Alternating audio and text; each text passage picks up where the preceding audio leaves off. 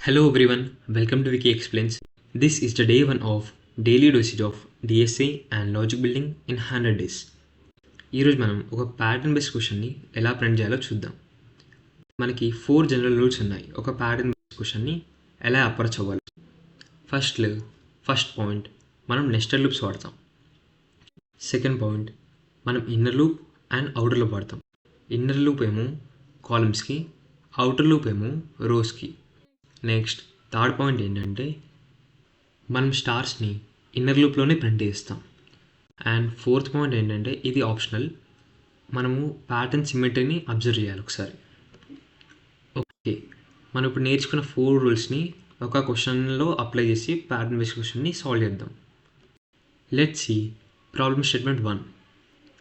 Print a rectangular star pattern using a function. మనం ఇప్పుడు ఒక ఫంక్షన్ని తీసుకుందాం ప్యాటర్న్ 1 అని. నెక్స్ట్ మనం ఒక లూప్ రాద్దాం. ఫస్ట్ పాయింట్ ఏంటిది, నెస్టెడ్ లూప్ వాడతాం. నెక్స్ట్ పాయింట్ ఏంటిది, మనం అవుటర్ లూప్ వాడతాం, ఇన్నర్ లూప్ వాడతాం. అవుటర్ లూప్ రోస్కి. సో మనం ఫస్ట్ రోస్కి ఒక లూప్ రాస్తాం. For loop int i = 0, i n, i increment అని రాస్తాం. ఇది అవుటర్ లూప్, ఇది రోస్కి వాడతాం మనం. నెక్స్ట్ ఇప్పుడు మనం కాలమ్స్కి రాద్దాం. ఇది ఇన్నర్ లూప్. కాలమ్స్కి int j = 0 and j n and j increment.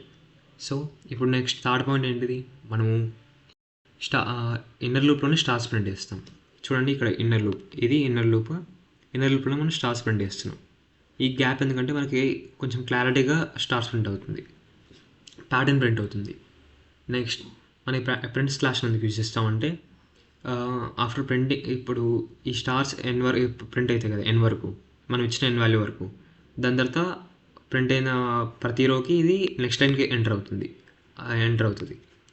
Next మనం ఇప్పుడు ఇది ఫంక్షన్ రాస్తున్నాం కదా, ఇప్పుడు ఇంట్ మెయిన్ వాడి నెక్స్ట్ ఇంట్ మెయిన్ అని రాసి మనం n వాల్యూ దానికి అప్లై ఇస్తాం. ఇక ఇంట్ n = 5 అని పెడతాం. నెక్స్ట్ మనం తీసుకున్న ఫంక్షన్ని కాల్ చేస్తాం. ఇక్కడ ప్యాటర్న్ 1 అని ఇక్కడ n రాస్తాం. Next return 0. దాని తర్వాత మీరు రన్ చేస్తే మనకి మన ప్యాటర్న్ వచ్చేస్తుంది. ఇలా మీరు ఏ ప్యాటర్న్ అయినా ఈజీగా ప్రింట్ చేయొచ్చు, ఈజీగా సాల్వ్ చేయొచ్చు. మనం నెక్స్ట్ వీడియోస్లో ఇంకొన్ని ప్యాటర్న్ బేస్డ్ క్వశ్చన్స్ని సాల్వ్ చేద్దాం. అండ్ కొన్ని కాంప్లెక్స్వి అండ్ ఇంకా మనం ఏదైనా ప్యాటర్న్ బేస్డ్ క్వశ్చన్ని సాల్వ్ చేసేటట్టు ప్రాక్టీస్ చేద్దాం. Okay, bye.